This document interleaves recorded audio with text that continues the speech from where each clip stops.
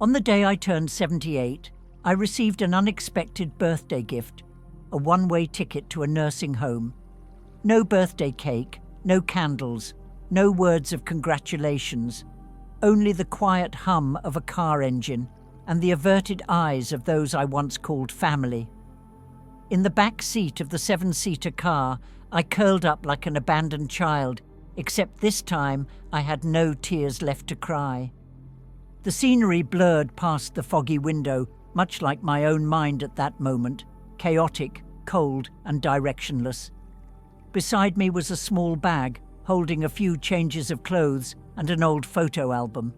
No one said a word. No one asked if I wanted to go.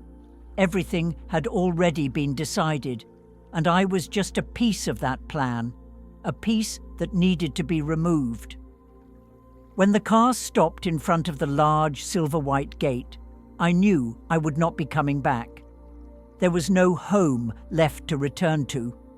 The moment I stepped out of the car, I heard the door slam shut behind me, like a final period at the end of a chapter that was once written with love. I cannot even remember who was the last person to look me in the eye that day. Maybe there was no one at all. Before we begin this emotional journey, I would love for you to take a moment to leave a positive affirmation in the comments below, as a way to commit to keeping our lives filled with meaning. For example, I deserve to be loved at any age, or any personal wish you might have. And do not forget to like the video and subscribe to the channel so you will not miss more touching life stories like this one. Let us create a compassionate community together where every person, especially those who have lived a whole lifetime, can be heard, understood, and cherished. Let me take you through those first days at the nursing home, a place where I slowly realized that some goodbyes are not the work of fate, but calculated choices made by the very people you love most.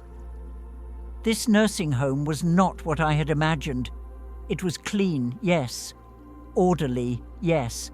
There were enough beds, enough medicine, enough caretakers, but it lacked the most important thing for the elderly, the warmth of human connection. The air here was so cold that even with warm blankets, I still shivered deep inside. Not because of the wind, but because of the invisible emptiness that crept into every breath.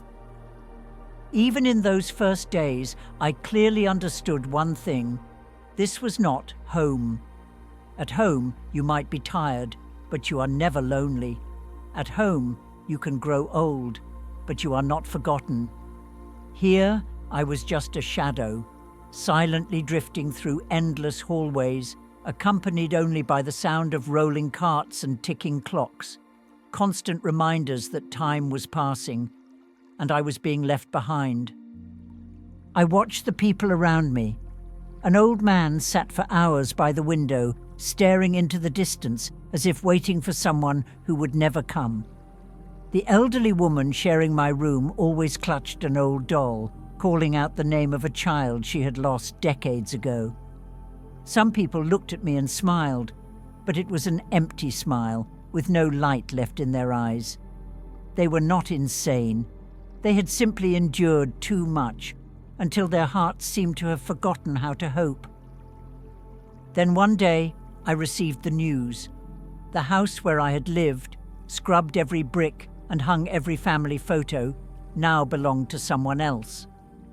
My name had disappeared from the deed, quietly, just like the way I was taken to this place. No one asked for my opinion. No one handed me a piece of paper to sign. Everything had been arranged beforehand, and the nursing home was simply the final destination in a life carefully cleared away. I asked myself, was I still living, or was I simply being packed away like an old book no one cared to read anymore? I used to think that growing old meant becoming weak, but still being loved. I used to believe in the sacred bond of motherhood, that if not repaid, at least it would not be abandoned. But then, little by little, the painful truth unfolded. I was not left behind because they did not know what to do with me, but because they had calculated very clearly that keeping me was inconvenient. Letting me go would make their lives easier. I did not want to believe it. But then a staff member here said something that tightened my chest. Some elderly people come here, and for a whole year no one visits them. But their children and grandchildren still post pictures traveling, eating, and celebrating daily on social media. That kind of pain does not burst out into sobs. It stays silent in your chest, like a deep scar that aches sharper the more you touch it. I began waking up in the middle of the night, not because of noise, but because my heart ached as if someone was squeezing it tight. I clutched an old photo, gripping it as if letting go would cause me to disappear. I am not here because I am weak. I am here because they see me as an obstacle. That sentence echoed in my mind like a cruel verdict. Every time I thought about it, my heart twisted in pain, not because I was old, but because they chose to forget me while I was still alive. The most terrifying thing is not death itself. It is the feeling of having died in someone else's mind, while your own heart is still beating. In those long, cold nights, memories suddenly came rushing back, like a faint light at the end of a tunnel. Memory is the one thing no one can ever take away from an old soul. When the present becomes too empty, the past returns with a clarity so sharp it hurts. In that stark white room, surrounded by soulless walls, I often sat for hours just remembering the time when I was once the center of that little world. My family. I remembered my hands, once so skillful, slicing birthday cakes into even beautiful pieces for my children, even though I never dared to take a big slice for myself. I remembered the freezing winter mornings when I would quietly wake up early to cook breakfast, tie a warm scarf around my child's neck, and then hurriedly pedal my bicycle, steering with one hand while shielding my child's head from the rain with the other. I remembered the sleepless nights spent keeping vigil beside a sickbed, holding a warm towel, eyes fixed on each fragile breath while silently praying, "As long as you get better, I can endure anything." I remembered the bright laughter during birthday parties, the lively family gatherings when that little house overflowed with voices, when a simple "Mom, I love you" was enough to fill my heart with happiness for many more years. But all of that now exists only in memories. No more little voices calling Mom, no one needing me to slice cakes, cook meals, or soothe their worries. My most recent birthday passed in silence. No one remembered, no calls, no messages.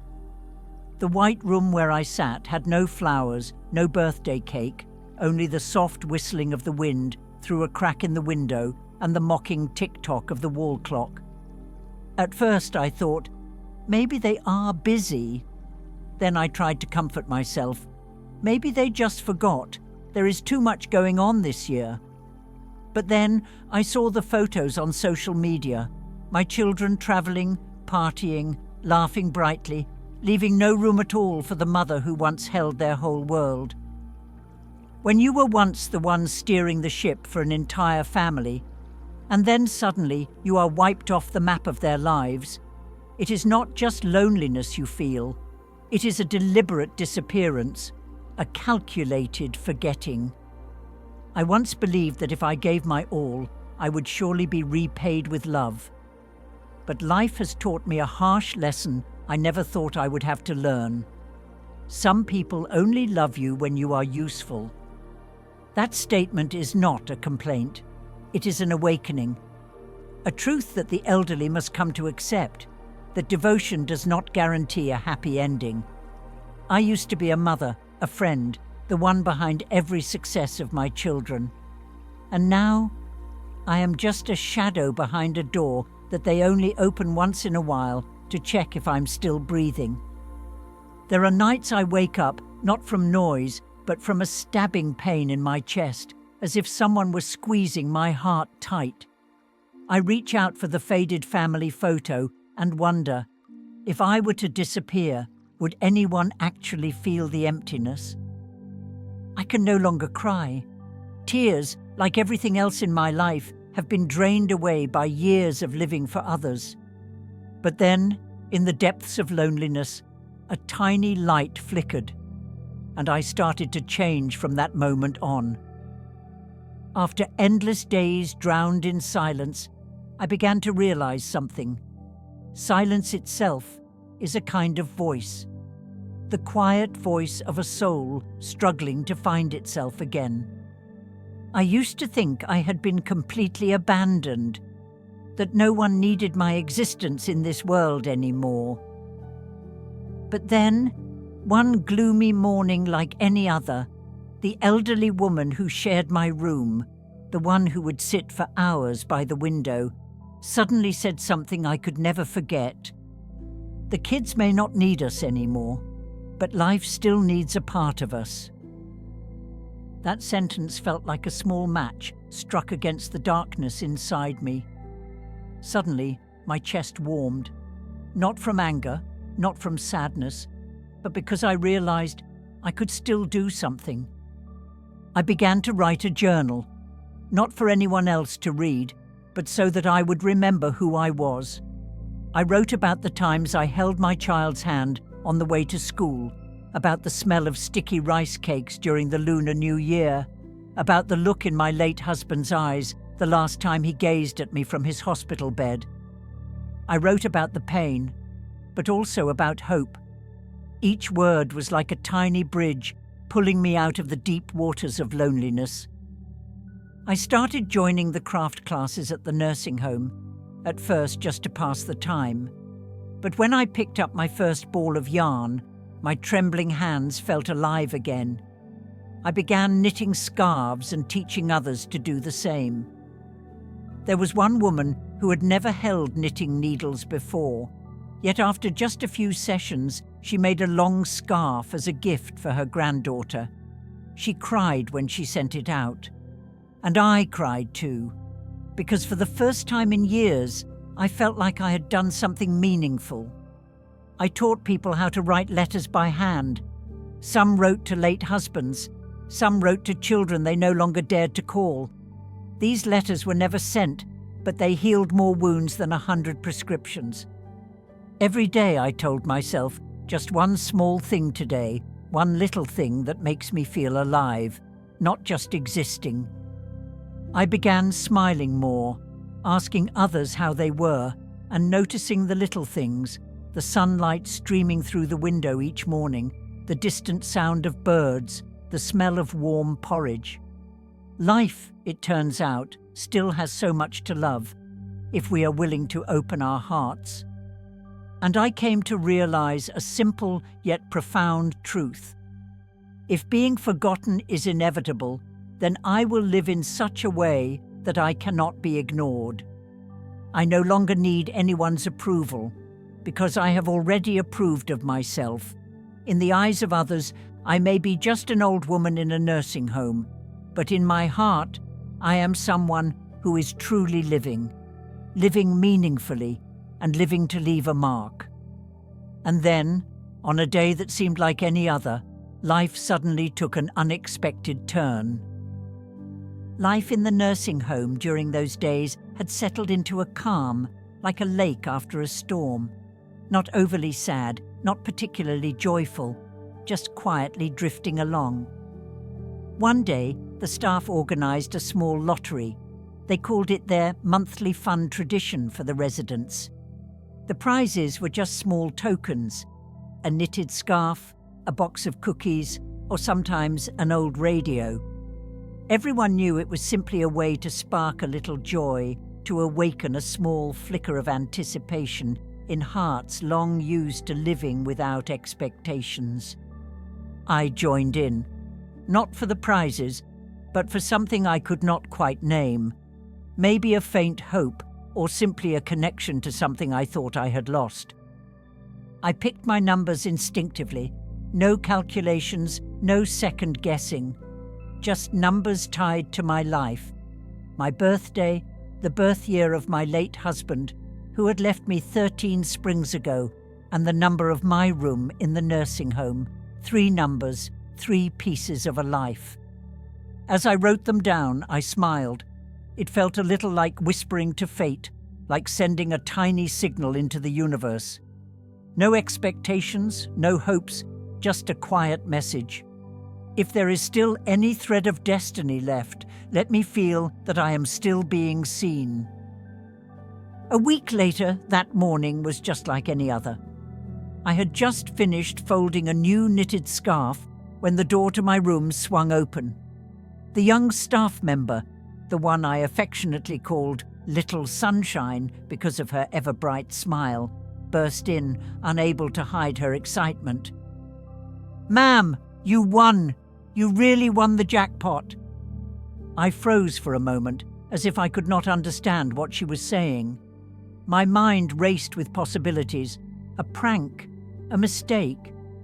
But the look in her eyes did not lie. Her eyes shone as bright as the sun in the dead of winter, and her hands trembled slightly as she held out the results. I looked at the numbers. They were mine. They were my memories. Pieces of my life that fate seemed to have forgotten, now strangely, miraculously, lighting up again. I, an old woman living quietly in a nursing home, had just won the state lottery jackpot.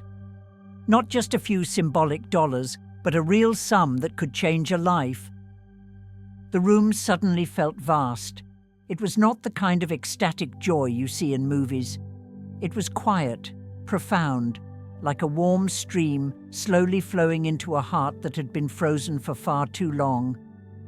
Maybe for the first time in many years, I felt destiny whisper to me, "I still remember you." That jackpot was not just about money. It was a chance for me to choose how I wanted to live again. And you would never guess what I decided to do with it. News of my winning spread through the nursing home like a strange new breeze. Everyone was whispering, asking, wondering. But while others buzzed with speculation about what I might do, I, the main character of the story, chose silence. I did not shout. I did not rush to celebrate. I did not rush to sketch out a luxurious future. I sat alone that entire afternoon. In front of me was the lottery ticket that had changed my life, a small crumpled piece of paper I had once folded and forgotten in a drawer. And now it was like a gate opening to countless roads. Yet I had no desire to walk the usual paths meant for lottery winners. I did not want a fancy car. I had once had a large family, once sat behind my husband as we rode around carefree. Those moments of happiness had already passed through my life. I did not need a mansion. I had once lived in a home that was warm enough, filled with the laughter of children and the scent of home-cooked meals. But that very house, the one I thought would be with me until the end, had been quietly taken away. And so, among all the choices, I knew I had to do something not just for myself. I went back to the old street. I walked slowly, step by step, through the familiar crossroads that had once been a part of my very being. The old house was still there, but the laughter of children was gone, and the sight of me hanging raincoats at the door was just a memory. I did not ask for it back. I bought it back, properly, officially, and for the exact price it had been sold for. But what I did next left everyone stunned. I did not move back in. Instead, I immediately donated the entire house to a charity organization that cared for homeless elderly people. No one understood, and I did not need them to. I simply thought, if a home I once believed would be forever could be taken from me, then now I would make sure it becomes forever for those who never had a home at all. I did something else too, quietly but meaningfully. I asked a lawyer to help me create a financial plan, dividing the remaining prize money into scholarships and medical support funds for lonely elderly people. No names attached, no photos, no fanfare. Just silent, steady hands reaching out, from someone who had once been left behind to those who were still being forgotten. Someone said to me that day, "You are the richest person here." I smiled softly. No, I am just someone who once had everything, lost it all, and now has learned how to give. No one knew that the greatest joy for me was not holding the winning ticket, but seeing another elderly person clutching the key to their new home, the home that had once been mine, now theirs. Because I understood the most precious thing is not how much money you have, but how much meaning you create with it. I stood up, slowly, like a door closing gently for the last time. Nothing left to say, and nothing left to regret. In every step I took, there was the peace of someone who had finally set down the heaviest burden. The burden of expecting love from hearts that had no room left for it. I did not leave behind a will filled with gold or silver. I left behind a lesson, not to punish, but to awaken. No one grows old because of age. People grow old when they lose the ability to cherish. And sadly, sometimes, it is the family who forgets that first. If one day my children ever look back and ask, "Why did Mother do that?" the answer will not be found in a lawyer's office or a legal document. It will be found in the coldness, the indifference, and the calculation they chose over filial love. I gave the house, once filled with the laughter of my children, to orphans. Not because I loved them more, but because I understood that sometimes love is not born from blood. It is born from gratitude, from appreciation, from hugs given without any hidden purpose. And if anyone asks, why call it a humanitarian revenge? I would simply smile. Because instead of leaving my children the burden of hatred, I left them a chance to reflect. To change, not for me, but for themselves, for the days when they too will become parents. Before we close, if this story has touched your heart in any way, I invite you to leave a comment below as a promise to yourself. Something like, "I choose to live with meaning and to never take those who truly love me for granted," or anything you would like to say from your heart. And do not forget to like the video and subscribe to the channel, so together we can spread more stories that move the heart, stir the soul, and awaken the goodness within each of us. Let us build a community where value is not measured by wealth, but by how deeply we cherish each other in every remaining moment we have.